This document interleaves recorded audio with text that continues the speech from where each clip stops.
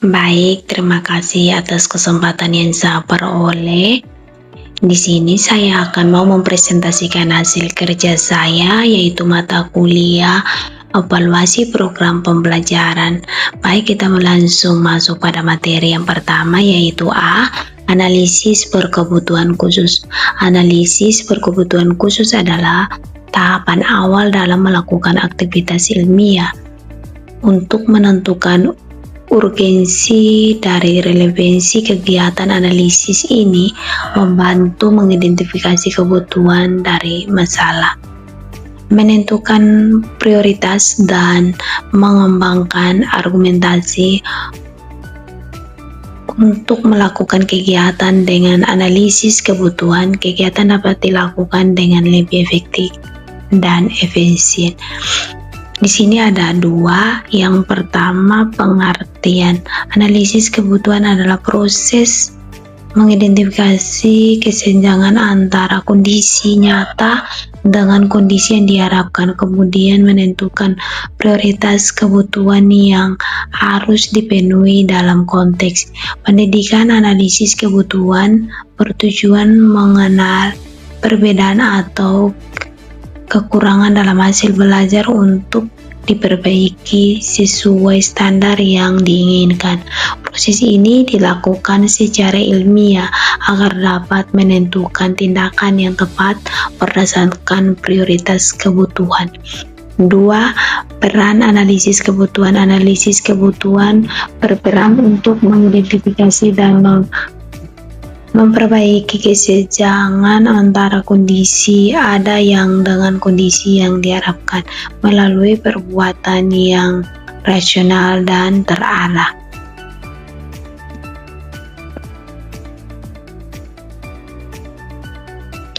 Yang ke-B, scheduling. Penjadwalan evaluasi bertujuan agar seluruh kegiatan evaluasi selesai tepat waktu sesuai alokasi yang disepakati. Evaluasi harus menentukan urutan waktu pelaksanaan dan durasi setiap tahap kegiatan secara realistis berdasarkan kemampuan dan waktu yang tersedia. Jadwal yang disusun mempelajari kesepakatan antara evaluator dan sponsor, mencakup balas waktu, proses, dan final reporter. Pengelolaan waktu melaksanakan aktivitas pencapaian tujuan lebih penting daripada sekedar efisiensi. Rincian jam kerja. Evaluator juga diperlukan untuk mengukur beban kerja dan memperhitungkan dalam penguasaan dan monitoring. Setiap tugas dan tanggung jawab harus jelas, termasuk siapa yang melakukan kegiatan tertentu dan bagaimana penyelesaiannya diawasi. Informasi tentang kemajuan kerja dikumpulkan melalui laporan atau pertemuan. Evaluasi dapat melibatkan tim yang terdiri pengumpulan dan analisis data, himpun pelaporan. Jika berbentuk tim, perlu ditetapkan ketua serta membagikan peran dan tanggung jawab masing-masing anggota agar evaluasi berjalan efektif dan teratur.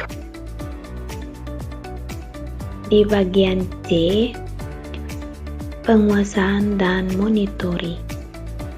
Merencanakan dan mengelolakan evaluasi mencakup pengawasan terhadap pelaksanaan kegiatan oleh staf, termasuk waktu penyelesaian tugas dan masalah yang muncul. Informasi dapat dikumpulkan melalui laporan atau pertemuan informal. Tanggung jawab dan evaluasi harus jelas dengan daftar pembagian tugas seperti perencanaan evaluasi, penyusunan instrumen, pengumpulan dan analisis data, serta penyusunan laporan dan rekomendasi. Tenaga dalam evaluasi terdiri dari dua kelompok. Yang pertama, evaluasi bertanggung jawab penuh atas seluruh proses evaluasi. Yang kedua, tenaga penunjang membantu tugas tertentu sesuai arahan evaluator. Yang berikut, jika evaluasi dilakukan oleh tim, perlu ditetapkan ketua, anggota, dan urutan evaluator agar hak, wewenang, dan tanggung jawab masing-masing jelas. Yang kedua, dugenting pembayaran. Pembayaran evaluasi perlu dikelola efektif dan efisien dengan perencanaan biaya yang jelas mencakup semua komponen seperti gaji konsultan, perjalanan rapat, pengelolaan data, alat bahan, komunikasi, dan pajak. Penentuan besarnya biaya, memperkembangkan aturan biaya, dan jumlah data, lokasi sumber informasi, jadwal, serta jumlah tenaga yang terlibat. Evaluasi wajib mengelola dana kasus, kontrak, dan revisi.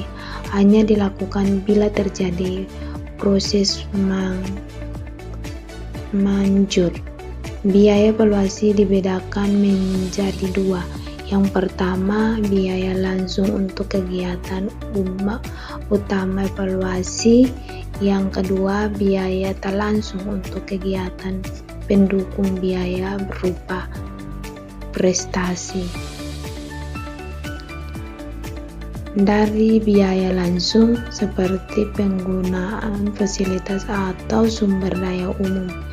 Semua sumber daya yang digunakan harus dikelola berdasarkan prinsip efektivitas dan efisien.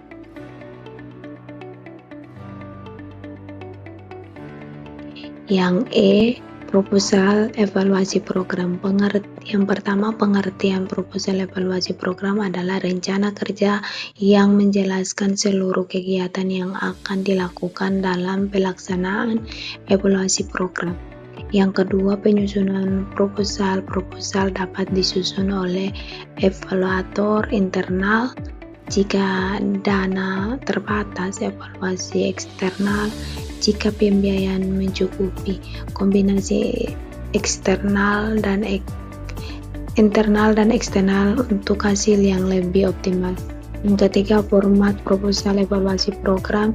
Menurut Eric Ton dan Jabar 2019, format proposal mencakup 6 komponen utama. Di sini saya susun 6. Yang di bagian keempat, judul kegiatan, memuat nama kegiatan program yang dievaluasi, model yang digunakan, dan lokasi. Yang kelima, rasional evaluasi adalah alasan pentingnya evaluasi dilakukan. Yang keenam, tujuan evaluasi, hasil yang ingin dicapai. A kecil, rasional dilaksanakan evaluasi. Rasional dilaksanakan evaluasi. Rasional evaluasi menjelaskan alasan perlunya evaluasi program, seperti adanya kebijaksanaan yang harus ditinjau, hambatan pelaksanaan atau kesenjangan antara kondisi ideal dan kondisi nyata. Evaluasi dilakukan jika terdapat perbedaan antara hasil yang diharapkan dengan keadaan sebenarnya, menunjukkan perlunya perbaikan. Contohnya, dalam evaluasi Koperasi UN Sumatera Utara dijelaskan jenis koperasi, dasar kepribadian, serta alasan evaluasi, misalnya karena belum pernah dievaluasi atau terdapat kesenjangan antara harapan dan kenyataan. Evaluasi ini bermanfaat bagi peningkatan pelayanan dan kinerja koperasi. C. Metode yang digunakan. Bagian metode menjelaskan secara rinci objek secara evaluasi sumber data, metode, instrumen pengumpulan data, serta teknik analisis yang digunakan. Yang pertama, objek sarana evaluasi. Sarana evaluasi dapat berupa informasi deskriptif, mencakup data tentang karakteristik, keadaan, dan dokumentasi program. Informasi pendapat berupa opini, keyakinan, atau norma yang berkaitan dengan tujuan dan pelaksanaan program. Yang kedua, sumber data. Sumber data dapat berasal dari person, paper, atau place. Dapat menggunakan teknik sampling dengan menjelaskan prosedur dan alasan pemilihannya. Kriteria pemilihan sumber data mencakup kredibilitas, praktisan, kelempatan isi, kemudian analisis objektivitas, ketersediaan, dan efektivitas biaya. Yang ketiga, teknik dan prosedur pengumpulan data. Menjelaskan cara evaluator memperoleh data, siapa responnya, serta waktu pengumpulan data. Teknik yang umum digunakan antara lawan wawancara, observasi, questionnaire, dan tes. Instrumen. 4 instrumen pengumpulan data. Instrumen bisa direncanakan sendiri, membuat kisi-kisi penulis, butir, revisi, uji, validitas, dan rehabilitas, atau menggunakan instrumen baku yang diperoleh dari lembaga atau sumber terpercaya. Yang kelima, teknik analisis data. Analisis data dilakukan sesuai jenis dan tingkat pengukuran. Umumnya digunakan sistematik, deskriptif, dan media yang digunakan. Yang kedua, langkah-langkah kegiatan evaluasi program. Bagian ini menjelaskan proses kerja evaluator yang mencakup prosedur dan tahapan kegiatan disertai waktu pelaksanaan agar langkah-langkah kerja jelas bagi evaluator dan sponsor. Contoh, tabel rencana evaluasi program biasa memuat jenis kegiatan, menyusun proposal, menyimpan instrumen, mengumpulkan data, analisis data, penulisan laporan yang dijawab per bulan. Terdapat 12 langkah perencanaan evaluasi program, yaitu di sini kami taruh 5, saya susun 5. Yang pertama, pembuatan kontrak dengan sponsor. Yang kedua, pengorganisasi tim evaluator dan logistik. Yang ketiga, identifikasi penggunaan dan pihak terkait. Yang keempat, pengembangan kerjasama. Yang kelima, memperluas kerjasama berdasarkan informasi baru. Yang berikut menurut Purwanto dan Suparman 1999, desain evaluasi mencakup 11 komponen utama, yaitu di sini susun 5, menentukan objek evaluasi, merumuskan tujuan evaluasi, menentukan peneraman laporan, menyusun pertanyaan evaluasi, menentukan informasi yang dikumpulkan. Kita sambung di slide berikut lagi. Ada evaluasi program mencakup serangkaian langkah sistematik mulai dari penutupan objek hingga pelaporan hasil. Berikut ada ringkasan, ada 4 ringkasan. Yang pertama, menentukan objek atau sarana evaluasi, menjelaskan apa yang akan dievaluasi dan mengapa objek ditetapkan. melalui kesempatan dengan penanggung jawab program, kemudian dijabarkan secara rinci mencangkup apa, mengapa, siapa, kapan, dan di mana. Contoh evaluasi efektif melaksanakan PLPG oleh PITK UNI Sumatera Utara. Yang kedua, menurut tujuan evaluasi, menjelaskan apa yang ingin dicapai dan alasan evaluasi dilakukan. Tujuan harus jelas, realistis, relevan, dan bermanfaat. Contoh, mengetahui efektivitas input, proses, dan hasil pelatihan untuk perbaikan sistem. Yang ketiga, menentukan penerimaan laporan evaluasi, menentukan siapa yang akan menggunakan hasil evaluasi seperti sponsor, pembuatan kebijaksanaan, peserta program, dan pihak yang berkepentingannya. Yang keempat, merumuskan pertanyaan evaluasi, merinci pertanyaan utama yang sesuai dengan tujuan evaluasi, misalnya efektivitas, biaya, didukung administrasi, dan kepuasan peserta. Pertanyaan dapat dirumuskan melalui analisis objek, teori, dan komunikasi dengan ahli atau pihak terkait.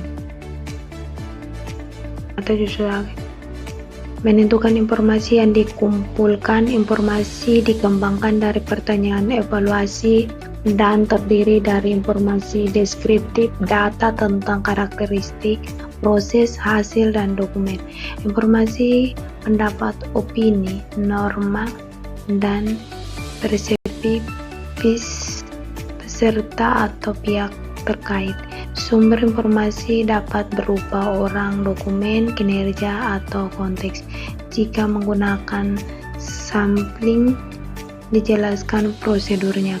Kriteria prioritas informasi, kreativitas, ekspresi, kelepatan, kemudian analisis dan efektivitas biaya. Menentukan teknik pengumpulan informasi, menjelaskan cara memperoleh data, prosedur, sikap, respondennya, atau serta waktu. Pendekatan bisa kuantitatif atau kualitatif. Menentukan instrumen dapat berupa pedoman, wawancara, kuesioner, atau tes. Instrumen bisa disusun sendiri, didapati dari instrumen baku. Langkah penyusunan membuat kisi-kisi dan butir. Revisi, uji coba, revisi akhir.